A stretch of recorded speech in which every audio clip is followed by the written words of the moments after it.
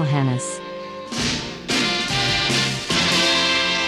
Hey Buckaroos, welcome back to Musicom Academy. Something special today, two birds with one stone. Obviously this is a programmer's channel, so we're going to be talking to a PD, but we're also doing those look backs at CKLW to get an idea for you and everybody who loved that radio station in its heyday. It was quite remarkable what it was really like inside. And today we're going to talk to one of those PDs during the heyday, and he'll definitely have a different perspective for sure than I would have, or any of the Jocks have, or anyone else.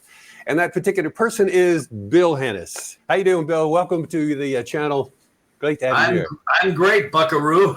How are you? I'm good. I'm still alive. That's all you kind of, when you get old, that's all that matters. Let's talk some radio, and we're going to kind of, whip you through some of the stations that you were at, what it was like at CK and the people there.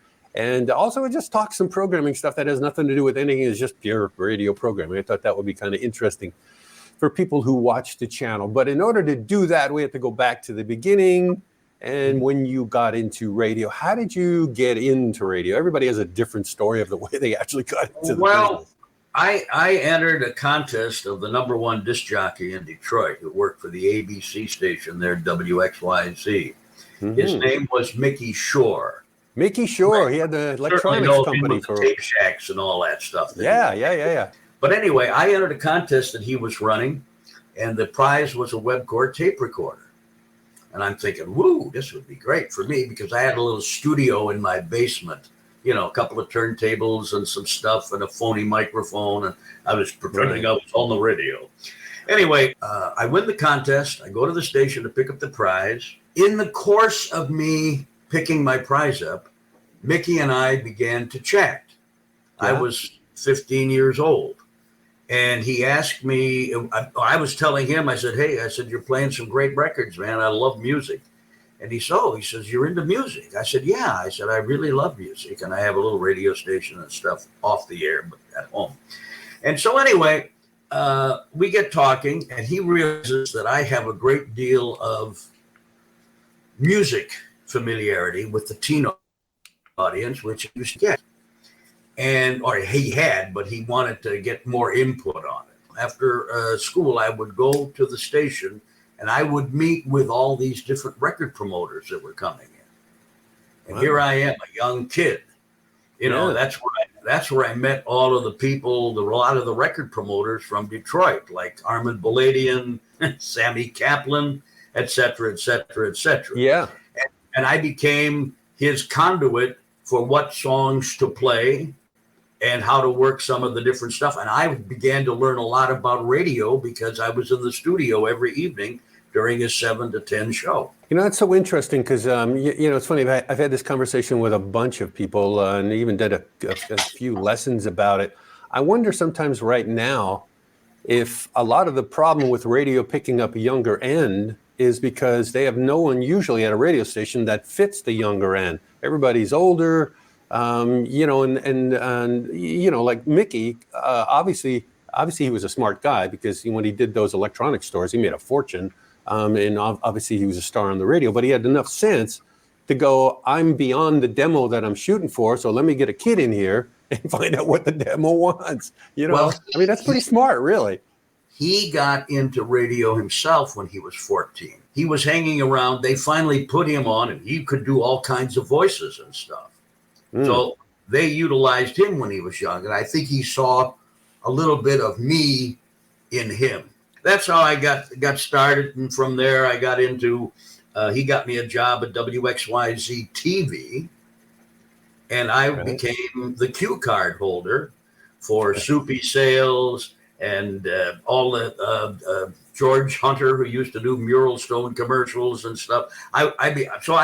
I was working for Mickey, and then he got me the job at the Maccabees building for XYZ TV in those days. Wow. So all new information here. This is awesome. I didn't know you did any of that. So you work with Soupy Sales. What was he like? Was he as nice on TV as he appeared? Right, with the two puppets. Well, and the two characters, there was White Fang. This is internal stuff that they talked about. was designed to be for the gay people. Really? And Wow. was designed to be for black people.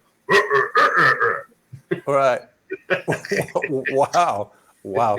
Different So that's a times. little inside deal. Yeah, different times. Yeah, well, I watched that show all the time when I was a kid in upstate New York, and because it was on the network, and I know you don't pick that stuff out. Did you ever see the show where they pranked him? I might have seen it. I'm not sure. As a kid, I mean, I can remember him opening the door and him throwing things on him. But so what actually happened in that prank? The crew pranked him by hiring a stripper who was already naked behind the door. So when he opened the door and he said, "Oh, boys and girls," and he opens the door and here's this, all the cameras seeing the live people are the legs of the gal in a balloon going up and down, and she's totally naked. He lost the complete. He was gone. We're going to go to a commercial, and that was it. He was gone for that set. He had to get his composure back. Anyway. That was just kind of an off-the-record type of story. It was a funny. Well, it's not off the record. It's on YouTube. Yeah, I have to go look for that. That's but it was fun. That's Yeah, awesome. I learned a lot. I mean, it was my learning experience doing all these different things and dealing with the entertainers on TV and radio, and it was a lot of fun. Yeah, no, absolutely. Yeah, what a great way to start, especially being inside WXYZ, which you're sort of starting at the top, but then. Typically, you have to go to these small markets. So you bounce through Michigan, a bunch of places, Jackson, Flint, Grand Rapids. And well, actually, I segued from what I was doing there. My dad and I opened a record label called Rayco Records. I can't even remember how I got the name. I recorded the Thunder Rocks, which were a huge East Side band in Detroit. East Side Detroit, yeah. They did all the record hops and stuff. And it was another group called the Tremolos, some brothers. Oh, my God, yeah. Not the English Tremolos. Oh, not the Silence is Golden ones. No. This was the Detroit Tremolos. Okay. They were called the Tremolos, but nobody point in 57 knew about the other tremolo. Anyway, so I recorded a song by them, and it got a lot of airplay in Detroit. So I got a ton of play and a ton of sales. I sold it to Warwick Records, Morty Kraft, for $10,000. Wow, that's a lot of money back then. I thought I died and went to heaven. Yeah. I mean, I was, 57. I'm like 15 years old, 16. Well, I don't know, whatever. Probably with inflation at $10,000 in the 50s, that was probably worth about 50 grand now. I mean, it was incredible. Now I was consumed with what do I want to do? Do I want to be in the record business or do I want to be in radio? Mm-hmm. And that transitioned me into going to work, getting a job with Melt Malts out in Mount Clemens, Michigan, WPRB. The first shift I had out there on Sunday morning, I walked in and I could hardly breathe. Scared? The fumes of the salt bath.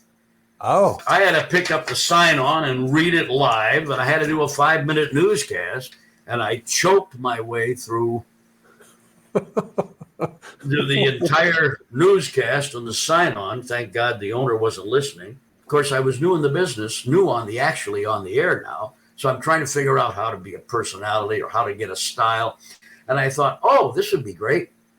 What I'm going to do is I'm going to do initials. So when I'm playing Frank Sinatra, I said, here's a little FS for you this morning. Right. Pat Boone or whoever it was. There's a little PB for you this morning. And it was great until I got to Vic Damone. And it was a little PB for you. And I realized that I better not do that anymore. So that was my learning curve at WBRB. I had a good time. It was a good learning curve. Let me go quickly that I was on the air on a major FM station in Detroit. I did the morning show, 1960. I mean, before people really had FM radios, you had to have a converter and all that stuff. Yeah. So I worked there for about 5-6 months, and a lot of talent on that station. Ron Rose, you know that name? Oh, yeah, right. He became like I think he did every national commercial known to man for about a 15-year period. He was like the voice of everything. The license was held by Henry Mancini. Henry Mancini, the composer? You got it. Oh, wow. He came to my father, who was an attorney, and Dave Kelly my dad got them the license for the station. He put the station on the air. He did everything right except FM. I mean, trying to sell an FM station in those days was very difficult. No. Anyway, shorten that story. That station became WCAR FM. Oh, okay. Okay, so that's the history on that. And from there, I went to Grand Rapids, Michigan, and I was doing mornings. So I was there for about a year. I had an offer to go to WTAC in Flint. I resigned, and I called them like the weekend before I was going to be there. Oh, well, the jock decided to stay, Bill. Oh. We don't have that opening any longer. Hello, mama. Oh, my God. So that was my first taste of what real radio operations. Yeah. So I segued quickly to WIBM in Jackson, and that's where I developed a persona of what's called Wild Willie. Wild Willie, super high energy. Yeah, it was Wild Willie, take care of business, baby. Anyway, so that's the station that I learned how to become a real top 40 DJ at WIBM. Mm-hmm. And from there, WTRX in Flint. I was Wild Willie, and then they switched everything to the Jones Boys. The owner was Eastman Broadcasting. Bob Eastman had this concept of, we're going to create the whole town's talking about the Jones Boys, and everybody was named Jones on the station. Wow, that seems incredibly stupid, but anyway. It was. So I became Casey Woo Woo Jones doing nights on Tricks and Flint. From Tricks, I wound up actually going to the station that didn't hire me, that told me I had a job and didn't hire me. I went to THC, and they hired me to do my Wild Willie show. And I did that 7 to midnight, which led me to get a phone call from Terrell Matheny.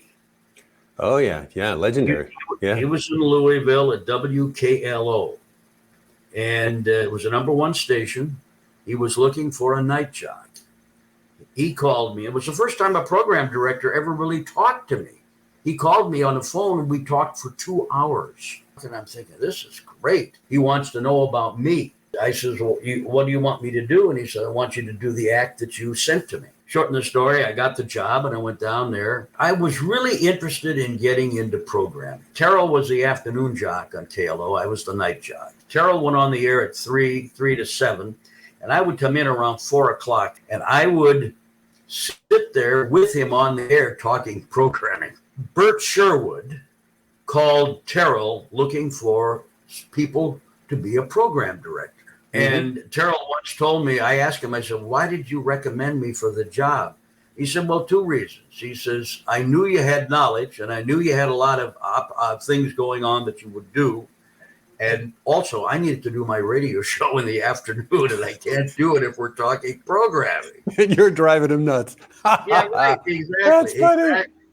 Exactly. So anyway, I got the job with Bert Sherwood. The job was in New Haven, Connecticut, my first programming job. I walked in with 3 different sheets of paper and had different formats on them or different things we could do. He never looked at any of it. And I asked him, I said, why did you hire me? He says, what you didn't know about me, Bert says, is that I was a disc jockey and a programmer and a GM and a sales manager long before you were in, what were you in my early career. So I knew programming, and he had consulted stations. So he saw these sheets of paper, and he said, he rationalized in his mind. He said, look, I believe that you were the guy who would put it on. If it didn't work the way you put it on, you would find a way to make it really work. I thought that was an incredible, knowledgeable thing to do. So anyway, so I started there in 67. We started out with a particular format or formula, and then the Drake format was starting to happen all over the country. So I talked to a fella who I'm from Detroit, of course, and I called the program director of CKLW, which was Ted Atkins at the time, because I could hear CKLW in the morning when I'd get up. Geez, this is a hot format. This is a great sound. Mm-hmm. I called Ted at CKLW, and I said, I'm from Detroit, Bill Hennis. I'm a program director in New Haven. I said, I'm going to be in Detroit. I'd like to know if I could come and visit with you. And he said, sure. He says, great. I'd love to. I'll spend the day with you. I says, fantastic. So I fly in. I meet with Ted. He and I hit it off right away. And he took the Drake playbook and laid it at my doorstep. He had me go to the jock meetings at CK. I just thought he was going to, yak with me for maybe have lunch and talk for an hour or so. He laid out the whole system. And I'm taking notes and writing things down and that. By the time I left, I had everything here that I needed to do when I got back to New Haven. So you go back to New Haven, flip the format. It's now a imitation Drake station, but you got the real thing. You're about as close as you could get to the real deal. Yeah. The interesting part to me was I called Bert Sherwood. He was at a GM meeting. Every general manager was going to lay out the plans for the radio station. I just got back the Drake format. I had mentioned that I was list checking it out. I said, it's unbelievable. He says, well, when are you going to put it on the air? I said, it's already on the air, Bert. He says, I figured. The only thing we need to order the jingles. He said, we'll order them. And he says, I'll go in and fake the meeting when I go into the meeting and give him a little bit of this, a little bit of that, and shuffle off to Buffalo. Anyway, so he did that. The format was on the air, and that was the beginning of putting the Drake format on the air at WNHC, and a learning curve for me into the. Yeah, that was a great sounding radio station. Well, every jock that I had, the key jocks, Tom Kennedy, who was Afternoon Drive, he's from Pontiac, Michigan. He was hired by WRKO in Boston. Greg Aust, who you will certainly remember, I think, from our days at CK. God. Yeah, I wanted to ask you about that. He was 19 years, and Drew took him to CKLW for the first major market trip for him. Right, he was Chuck Williams there, yeah. Yeah, I didn't realize that you had him twice. Well, we'll get into. Yeah, we had good people. I had J.J. Phillips on the air there. He went on to be a national PD at a number of stations. The only person that the Drake operation didn't hire was me. Right. Well, ultimately, you got to CK. Which they figured I was doing so good training these people that keep me where I'm at. You know what I mean? Yeah. I mean, for everybody watching, during that time, which you don't really see now, but there were certain stations where basically it was a farm club for the Drake major radio station. So if you were at NHC, that was one where I'm sure you had a huge turnover of people in and out of there, immediately going to Boston, Frisco, and stuff like that. And WPOP in Hartford was another one, WHBQ in Memphis, where Rick Dees was, and a bunch of guys got pulled out of there, KYNO in Fresno. Yeah, there was another one somewhere in Kansas City. So after that, I'm really interested because you go back to WKLO in Louisville, except you go back as the PD. Was that weird for you going back in as the PD when you were just a jock before? You're the night person. Now you go back and you're the boss. Did everybody embrace you fine, or was it weird? Roughly 4 or 5 years, 6 years later, I come back to find WKLO in shambles. They had brought a fella in who had done time as a DJ at CKLW by the name of Bob Todd. Oh, okay. Yeah, I know Bob. Yeah.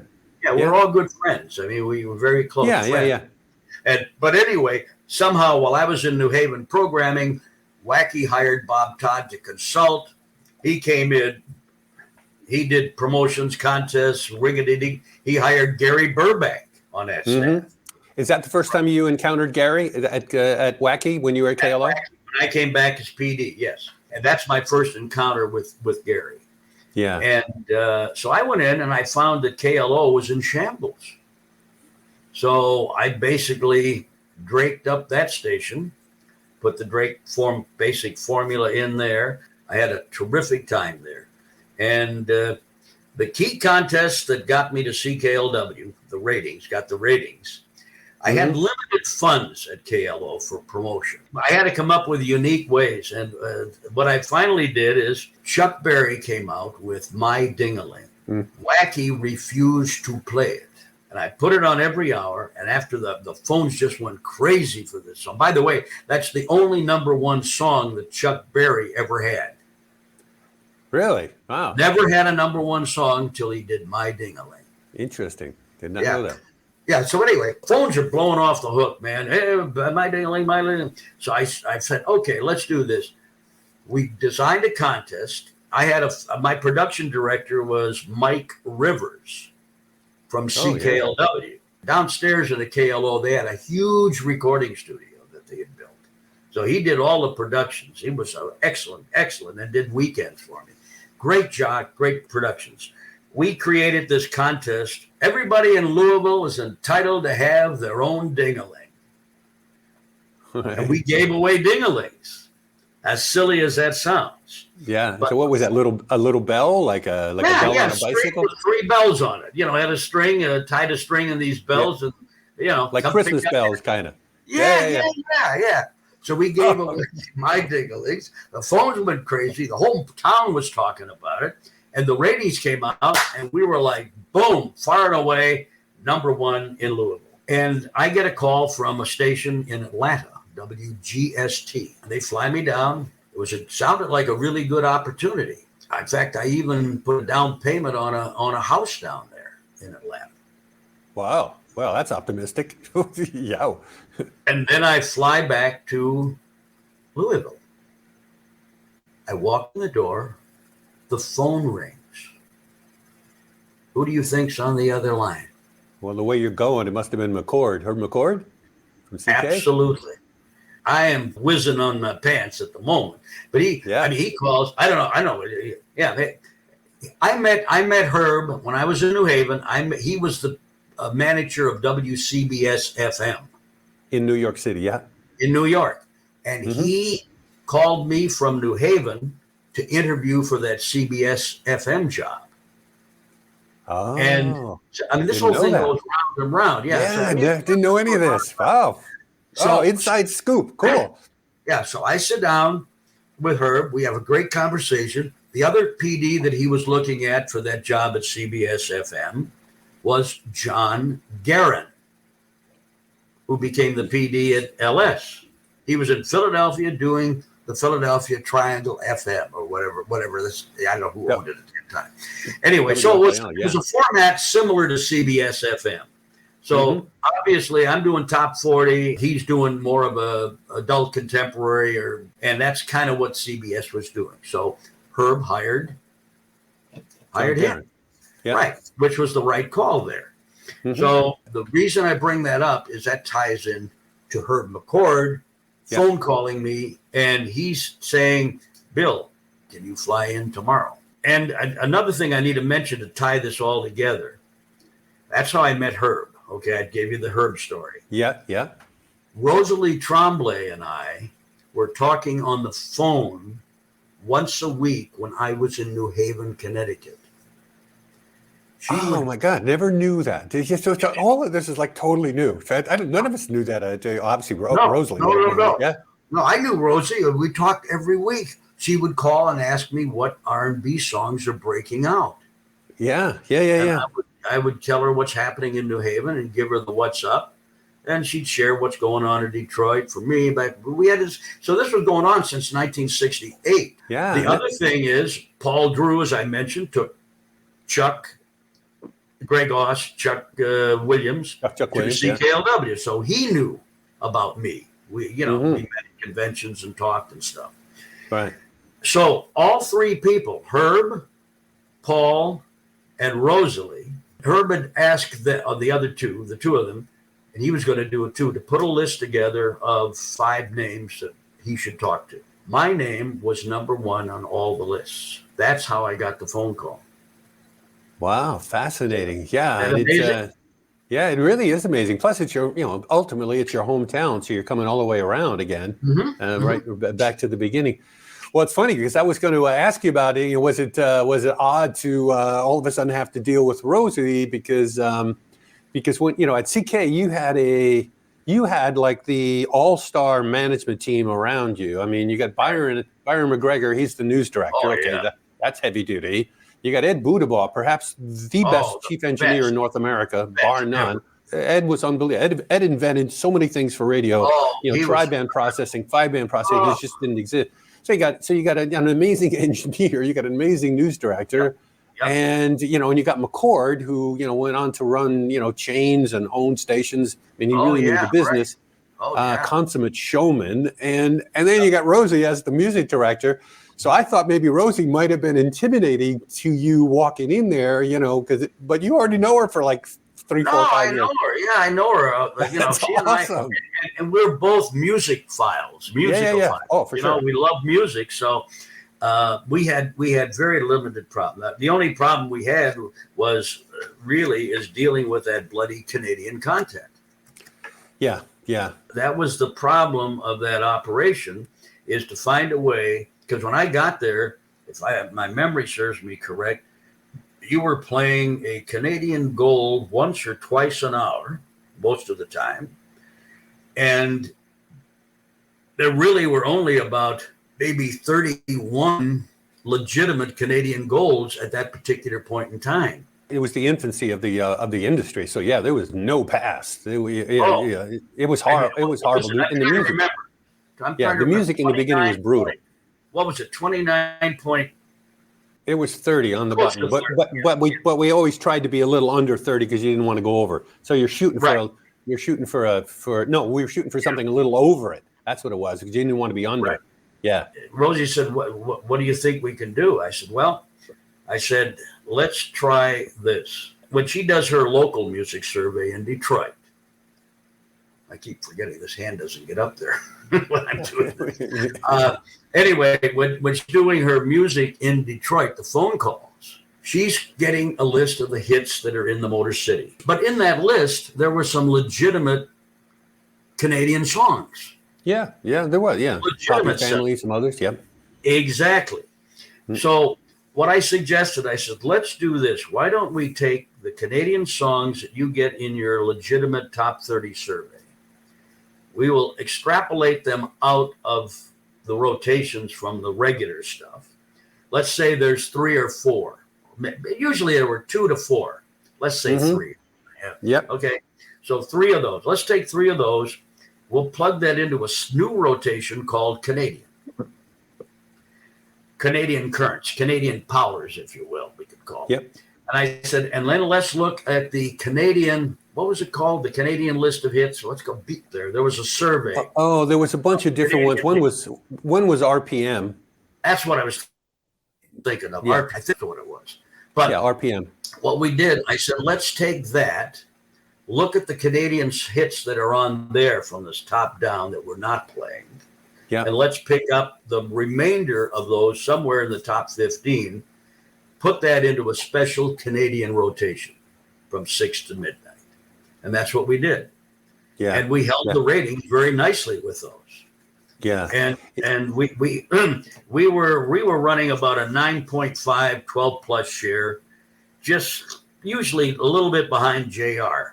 Back in those days. WJR, let me just fill in the people who are watching, because a lot of the people are younger. WJR was a full service, middle of the road radio station. So it's doing talk information. A lot of talk. It's doing Sinatra and Patti Page and Roger Whittaker and stuff like that. Yeah. Everything was going along charmingly until 2 things happened. Album rock started to happen in Detroit. Yeah, I think it was Riff. I think was the first, wasn't it? Yeah, Riff, and probably ABX at the time probably kicked in at that time, and then W4. So there was 3 of them going. Yeah, you had all of that rock and roll going on, and then we were getting hit on the underbelly by WDRQ with the Q format, and they were a great sounding little radio station. They were playing everything that we were playing, minus the Canadian content. Right. So you're at that point you're trying to compete, and you got one arm behind your back, and you're in a boxing match. But you can't. Yeah, right. Exactly. And then Uncle Paul Drew talks to McCord, And he says, he tells McCord that with all that competition, everything going on, that we need to go much more white. Now, bear in mind, this station that Paul Drew built based on 30% R&B. From the Jocks point of view, because we used to talk about this all the time, and I don't know if you would be aware of it, because you're on the other end, you're the boss. All of the Jocks, we were kind of looking and going like, what is going on here? Like, this is the core of the radio station. This was what made the radio station great, that we played, 30%, 30, 35, 40% of black music that no other white station would, basically would play, or they would catch up with it, months after we've already hit it and made them sort of hits. And I think we were running 50 at night, and all of a sudden, like, you want to take that off? Like, what are you doing? We all thought, like, the rumor was that RKO, which I think at that time Drew was the national PD of the RKO chain, that they were. We thought that they were going to be buying WCAR, and he wanted to tank us to get us out of the way before they made that purchase. I don't know if that's true or not. Do you? I don't know. I really never heard. I don't recall that rumor, but it's good. Oh my God, we used to hear that all the time. Yeah. But Rosalie and I went storming into Herb's office, and we just said, "This is bullshit." Period. Yeah. And I said, we're being attacked on all of these fronts. They're all playing the right music for whatever they're doing, and we're sitting here with one arm. Now Drew would like to put the other arm back behind our back and have us win. And I told Herb straight out, I said, we're a 9.5 radio station. In my opinion, the station is going to be, at the next rating period, if we make those changes, we will be a 7.5 station. We're going to lose 2 share points, and we're going to lose the teams. Oh, no, Paul says we'll be all right. So, okay. I said, I'm telling you. I said, if you want my honest opinion, I should resign. But I'm going to ride it out, and I'm going to try to make this thing work if there's a way to make it work. So anyway, we did whatever we had to do. Rosalie, I can't remember how. I mean, she was pissed. Yeah, because I know during that time she had massive animosity toward him because, even for all of us, this outside person was wrecking our radio station. And we knew it. Everybody knew it. Like, there was, absolutely. You could almost be a moron and still catch it. Like, what are you doing? I felt like I had a hold of the steering wheel. I'm trying to keep it on a straight, narrow path where we need to go. And I'm being pulled over this way and this way and this way when I know it's not right. Yeah, you're being pulled into the ditch. Exactly. Yeah. So anyway, to shorten that story, I mean, the ratings came out and we hit right where I said 7.5, lost the teams. And that's when I left. But I must say that the staff that I had at CKLW was one of the finest staffs ever.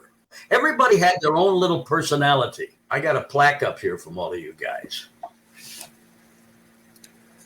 I'm getting a reflection of yourself. Yeah. I can see me. What it says is just presented to Bill Hennis for the friendship and professionalism at CKLW from the Big 8 Jocks. I was always curious, because when you get to become a PD later on, you have to do some of these things for yourself. And I was always wondering, when you hired Burbank, and then there's the Four Tops client party, and then we had the Barry Manilow party and the BJ Thomas party, where there's clients, but you got these big name things, private party, and heavy duty people.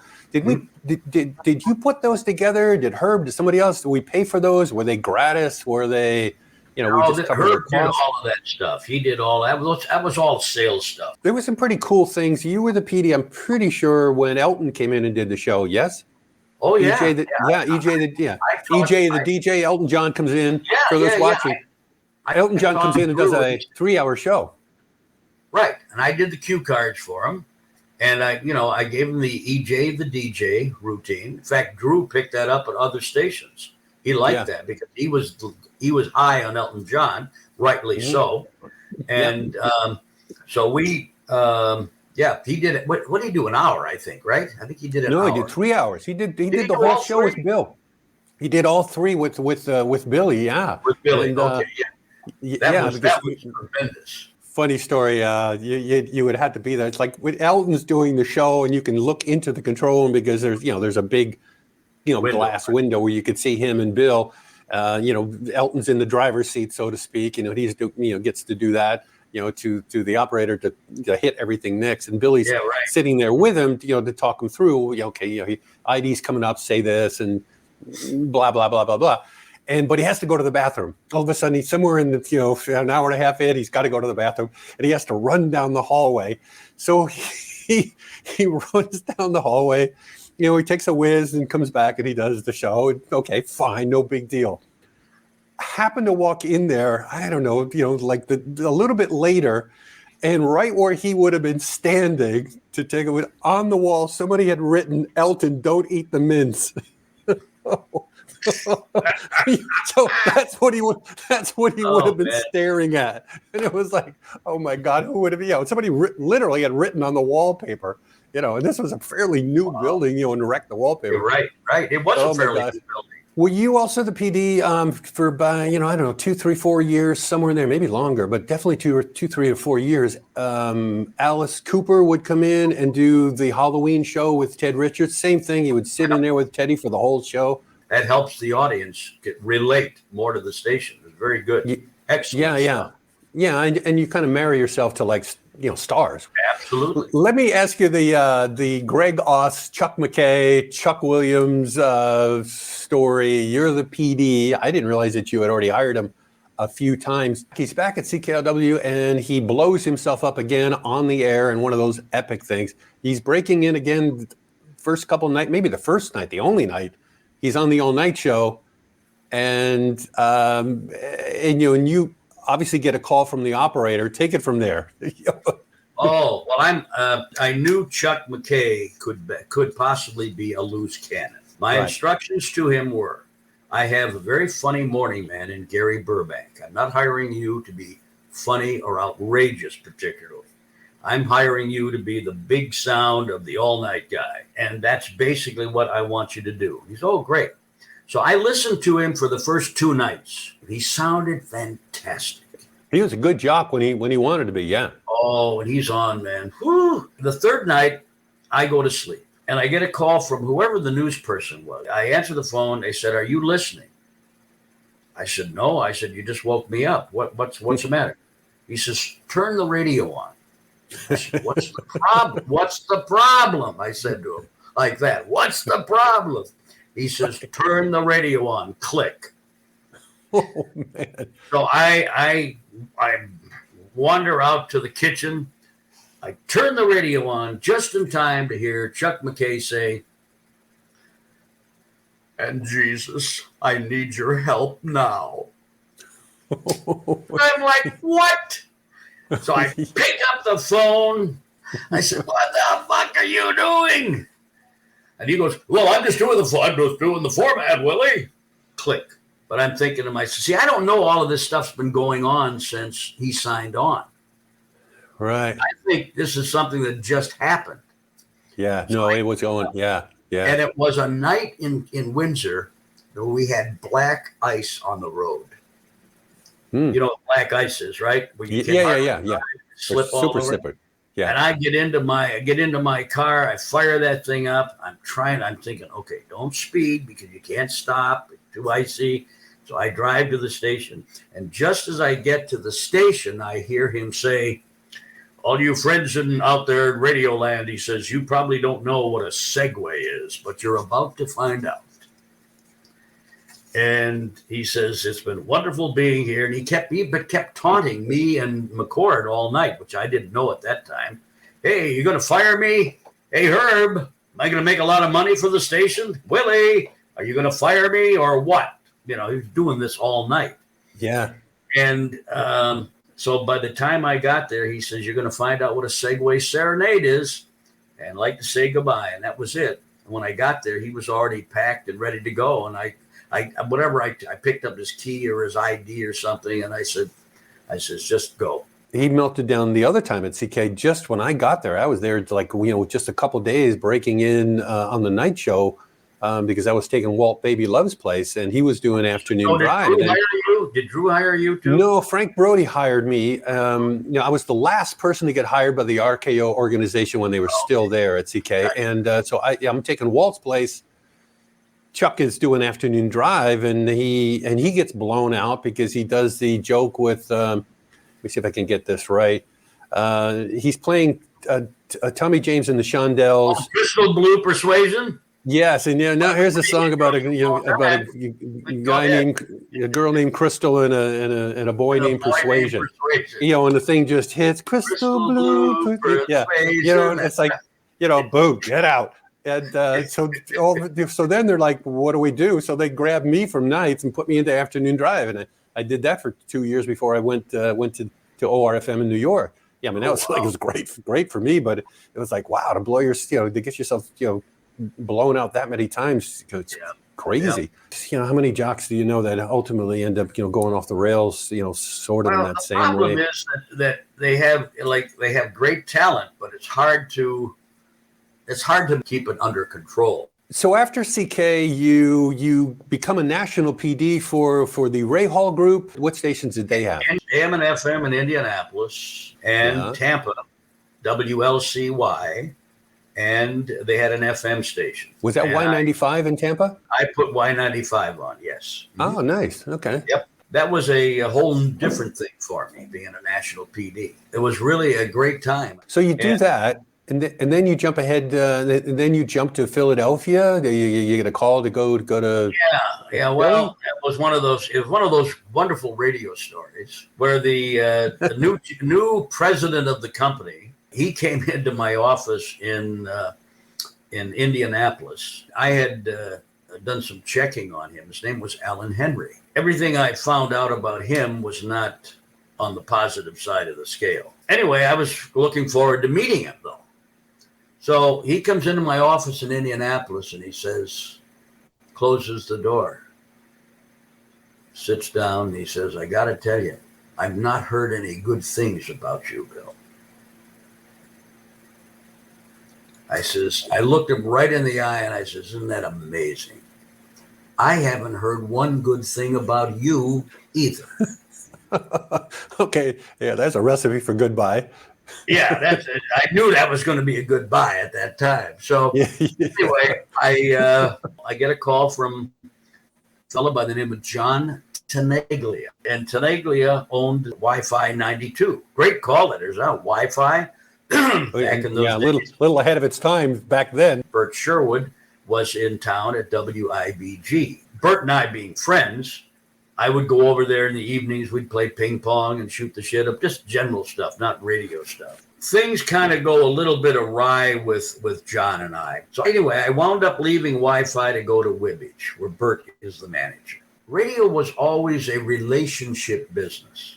You know what I mean? Everybody knows everybody and a little bit about everybody. The reason I bring this up is that the president of NBC was Jack Thayer at that time. Bert had done a favor for him many years ago because Jack was out of work. Jack Thayer was out of work. He hired Don Imus in Sacramento originally. He was up for a job with Nationwide, the presidency of Nationwide Broadcasting, and so was Bert. So he's driving from Sacramento to the meeting in Cleveland, and he stops at a payphone and he calls Bert, who was working in Fort Wayne as a general manager. I was consulting for him there too. Jack calls and he says, I've been out of work for 8 months. He says, I can't feed my family. I need this job, Bert. I'm asking you as a personal favor to withdraw your name for the presidency of the job so I can get it. Of Nationwide. Which was a huge company. That was a big change. Yeah, it was Nationwide, owned by Nationwide Insurance. Like lots of money. Great stations in Cleveland. Yeah. Bert agrees. Jack goes in and gets the job. He said, and he told Bert, I'll make it up to you. Now we segue forward to WIBG, where we're there, and Jack is now president of NBC. And he calls That's how you go to Chicago. That's how you go to Chicago? That's it, baby. It's all relationships, man. Wow. Well, he had heard, we've been doing work with Jack with WMAQ since 1975. He had heard a station that I did in Grand Rapids called WCUZ, and he loved the rotations and the music and the format and everything. And he wanted that format, and he wanted Bert and I to go, but we had other contractual things that wouldn't allow us to go to Chicago. So Jack had asked, this is prior to the IBG thing, Jack had asked us in 75, since Lee Sherwood is actually the PD at WMAQ, not Bobby, he said, would Bill work with Lee Sherwood and get him the formats and all of that stuff, and give him the rotations and tell him what to do and that, and we'll pay him as on a consulting thing. He said, yeah. So we did. A year and a half later, he sends the limo for us in Philly. We go up to New York, 30 Rock. We have now bear in mind, I've never met Jack in person, only on the phone. Bert knows him real well. Jack's getting his hair cut and his shoes shine while we're in this meeting at 30 Rock. I thought we were going there to go to WNBC, is what I thought. So Jack comes back from the bathroom around noon, slams the door. Meanwhile, Bert says to me, I don't think we have anything. I said, why? Bert says, well, Jack hasn't mentioned a word about it. So Jack, meanwhile, goes to the restroom, comes back. He slams the door. He goes, I've got it. The team concept. Bert says, what do you mean? He says, Pittman and Warner to New York, Hennes and Sherwood to Chicago. MAQ, right. MAQ. Yeah. So then we transitioned to MAQ and KQX until they split off the KQX and MAQ. Let me ask you some questions there. Let me ask you some programming questions, because I was really curious. I'm sure everybody watching right now, if you're a PD, and that's basically who watches this channel, PDs. So you kept saying Bobby, and for people who don't know, that would be Bob Pittman. Bob Pittman was the PD at WMAQ. At WKQX, right? Yeah, and KQX in Chicago before he goes to NBC, WNBC in New York City. And one of the questions I was going to ask is, so you go in and Pittman has set it up, and I was going to ask you, did you change very much of what he had there, or was it like the typical slow thing, or was he doing what you had already set up with Sherwood? Because I didn't realize that you had done that ahead of time. So was he already doing your stuff? He was doing some of it. Sherwood was doing some of it. I mean, it was being done that way, but they were carrying hockey and basketball on a country station. Okay, right, and the White Sox. Wow, good for Hume. Yeah. Well, Bert and I immediately dropped the hockey and the basketball. The music system was pretty good in a lot of respects, but I felt that we needed a lot more detail in it, in the rotations of the music. So this was before computers. Yeah. So when you say detail, if you could go into a little bit more detail about the detail for people, particularly people young who are watching. Yeah. What do you mean by detail? Well, I built a system of music rotations that was like a computer. Chicago was a mainstream country town. So I built a system that had what called A's and B's. The A's were pop country, like Kenny Rogers. Right. Kenny Rogers and Dolly Parton. And then we had Pearl Haggard and, Don George Williams. Jones. Yeah. Yeah. Yeah. And I played the Rolling Stones there as an oldie. They had an acoustic version of Honky Tonk Woman. Oh, wow. I never heard that. Which was absolutely great.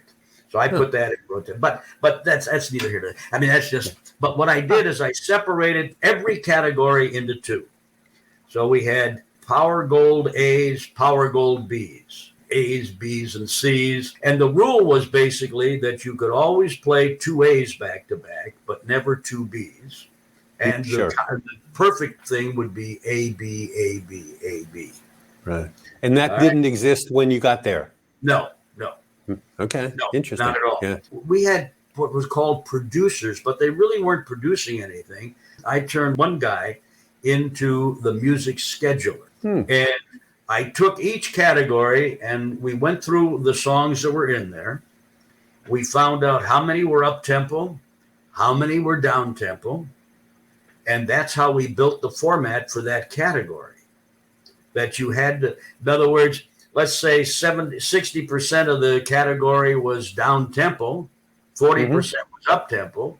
Well, that's how you had to play that category. Hand scheduled. Yeah. Elaborate on that when you say that's how you would program it. If 50 of the 100 were up tempo and 50 were down tempo, then every other one would be up, down, up, down. That was called for right. that Right. category. Oh, so you're making the guy choose up, next one down, up, next one down. And he has a card file in each of those to go through. Right. So, Okay. So all the music that we felt was playable and should be played, whether it was a power oldie or just an oldie or an older oldie, they all had these categories, individual categories based on tempo. Got it. To carry out the rotation. Particularly in country, you find out that there's a little more, that your up tempo most of the time is not really up. Right. It's kind of like medium, kind of medium up, okay? And then you have medium down. So, but you put them in categories, and then he would write it out. He'd program each hour by hand, and the jocks didn't have anything to do with the programming. I mean, the scheduling of the music. It was all programmed by the producer, and he did an excellent job. We built our own computer, so to speak, only it was a human computer program. Yeah, and that's why I was asking you those questions, because a lot of the programming part of this channel is to try to describe what you would now have to deal with a computer, but put it into the analog terms of the past, so you can understand why you're trying to do what you're doing, and what the output. You're trying to get a machine to do an outcome to think for itself, but you have to plant how you want it to think. That's kind of why I was asking. Yeah, for the detail. Absolutely. Yeah, that was great. That was awesome. Awesome to go through that. Yeah, you guys had a huge amount of success at MAQ. I mean, that was probably one of the, if not the premier country radio station in the United States at that time, as I remember. I don't remember any. There were a couple of them, but MAQ and WHN. HN, New York, yeah. The two. Now, HN had a bigger metro Q. Right. Because it's a bigger city. Sure. We had a much bigger TSA Q. We had a Q of over 2 million. Wow. That's heavy for a country station, yeah. Wow. Oh, it was big time. I mean, it was really good. We had a lot of fun. There was a commercial that we did that really put us over the top. The WMAQ Radio Dancing Dollars. Everyone's coming up a winner on WMAQ. Everyone's coming up a winner. And people, that means you. We've got lots of cash and prizes for lots of folks to win. And your chances will get better The more you listen in. Everyone's coming up a winner on 67 WMAQ. Bert came to me one day and says, "What can we do on this TV spot that would be different?" I said, "Do you remember the old dancing cigarette packs from Old Gold?" Right. Yeah. Remember they had the cigarette packs. The girls were on the cigarette packs, and all you could see was their legs and their arms, right? Right. And I said, what if we did like the WMAQ dancing dollars and made them out to be a pack of $100 bills? He said, "Oh my God!" He said, "That'd be great." That's what we did.